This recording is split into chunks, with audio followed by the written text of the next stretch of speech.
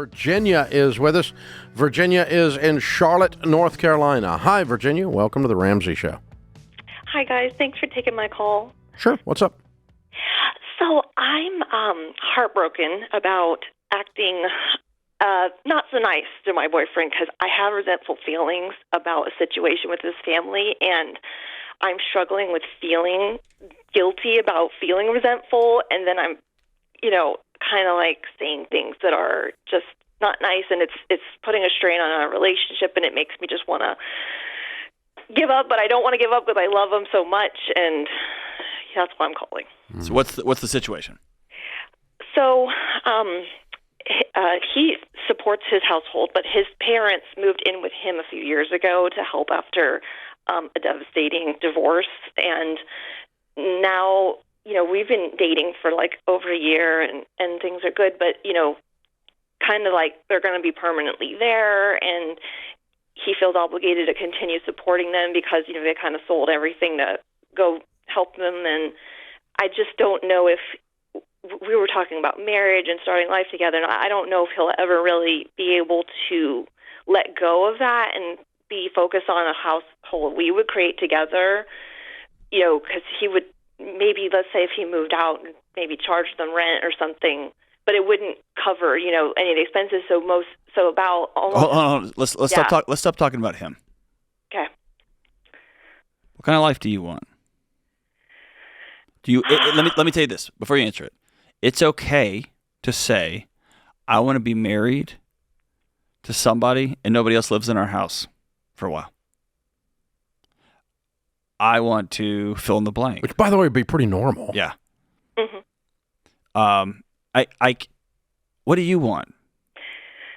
I want that marriage picture where it's two people, and it's, even if it's a blended family, that it's, because that's what we both have kids, that we'd be bringing into it, and that's hard enough without everything else. And we each don't by ourselves make a lot of money, and it's not about the money, but it's just if we were to combine forces, we could really get ahead and change our family tree, and it's just... So what you want. Exactly. That's what I want. And I think he's said he's willing to, let's say, even if he lets them stay living there at his house, but it would still be kind of like he'd probably still have to support a lot, because they can't really afford to pay. Did you get hurt in your first marriage? Yes. You're not done there. And what you're trying to do is you're trying to get back out there, quote unquote. You found somebody, you like this guy, you've started making plans and thinking about tomorrow, which you haven't done in a while. And your body is saying, hey, we've done this before, and it almost got us killed. And the way you're trying to solve that angst and that fear is by controlling every future variable down the road. And what I want to tell you is you can't do that. You're going to make yourself nuts. Because you could marry somebody, and 2 months in, y'all have this nice small little house, and you are changing your family tree, and then his dad passes away, and mom has to go. Like, life just happens, or he gets hit by a bus. Like, this is life. The difference between you dating right now is up front what you're walking into, and so you're gonna have to, as scary as it is, put yourself out there to get hurt again. That's the only way relationships work. You got to go all in, or say, here's what I want, here's what I need, and if you can't do that, if you're not interested in that, that's going to hurt like bloody hell, and that's what grief is. And then we're going to pick it up, and we're going to go figure out something else. You're trying to do it all, and you can't. I can hear it in how you talk. It's all just chaos in there, right? So with him comes a package.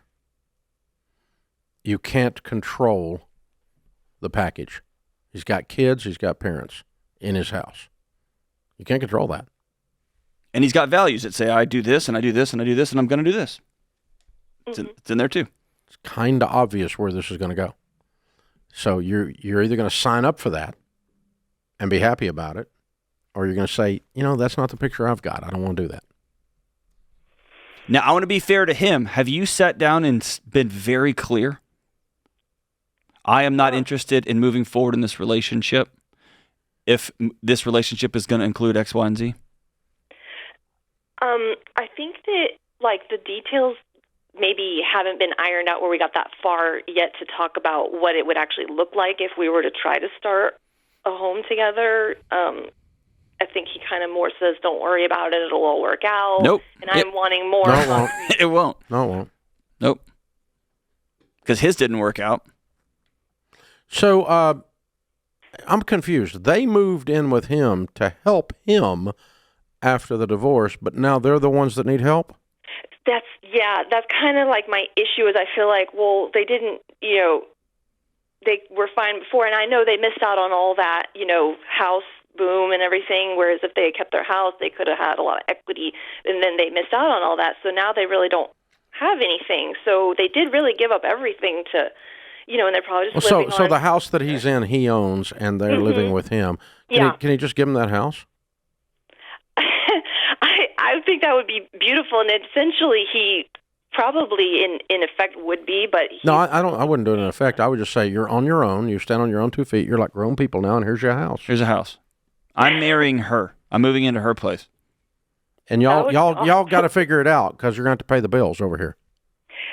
Right, and that's like that would be so great. I don't know. That sounds like a good plan. Do they have jobs? No, they. How old are these people? About 75. Okay, and they have no money. Right. But they sold a house. They didn't move in with him to help him. They moved in with him because they were broke. I don't know about that. Well, I'm telling you, they didn't go from rich to broke while living in a free house. I think, maybe they worked before, but then they were able to retire when they moved in, kind of thing. And that's good. I'm glad they can do that. It's just that now I do struggle thinking, like you said, they didn't need help before, but now they're dependent on you. Here's the big picture. You are spending a lot of time in his head and in their head. Get out. Get out of their heads. Mm-hmm. The rent's too expensive. Yeah. You've got to sit down and say, here's what I want. Here's what I need. And is that a picture you can go with? If you can't, then this hurts, but we can't do this. And it's going to be dreadful and heartbreaking if you get hurt again. But better now than getting into this, because you're going to spend your whole life. You're pissed off. Right. You're really angry. And I don't want to be that girl's wife. I know. I want to be sweet. I know. But you're looking at this and you're going, this is Cray-Cray, and I can see Cray-Cray a mile away, and I don't want to do it, and it's making you angry.